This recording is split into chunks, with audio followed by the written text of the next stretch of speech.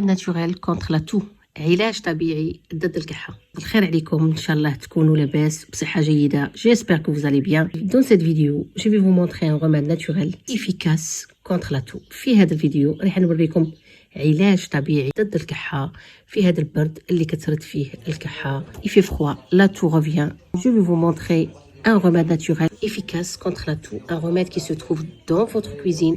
علاج طبيعي اللي كاين في الكوزينه تاعكم، المكونات كامل كاينه في الكوزينه تاعكم. هذا العلاج الطبيعي سو remède naturel est composé de l'oignon rouge, l'ail rouge et du miel. هذا العلاج الطبيعي متكون من البصل الاحمر، الثوم الاحمر، العسل الحر.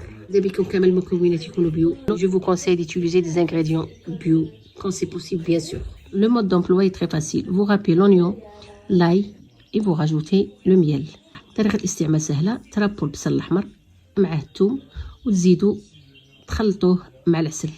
Vous laissez reposer quelques heures. خلوه يطلق شوية، بلوس تخلوه يطلق بلوس مليح باسكو العسل يتخلط مليح مع الثوم ويتخلط مع البصل، وكامل هاد المكونات عندها منافع كبيرة بزاف للصحة تاعنا. Prenez une cuillère à café 3 fois par jour. تشربوا مغرف صغيرة 3 خطرات في النهار. Vous mettez cette préparation dans un bocal en verre que vous laissez au frigo. ديروه في قرعة عزاج وديروه في الفريغو. Comme je vous dis à chaque fois, votre remède est dans votre cuisine. كما نقول لكم دائما دواكم في داركم. ترحموا لي على الوالدين وادعوا لي دعوة الخير، ونتمنى ان شاء الله نلقاكم في فيديو مقبلة. J'espère vous revoir dans une prochaine vidéo. والسلام عليكم ورحمة الله تعالى وبركاته.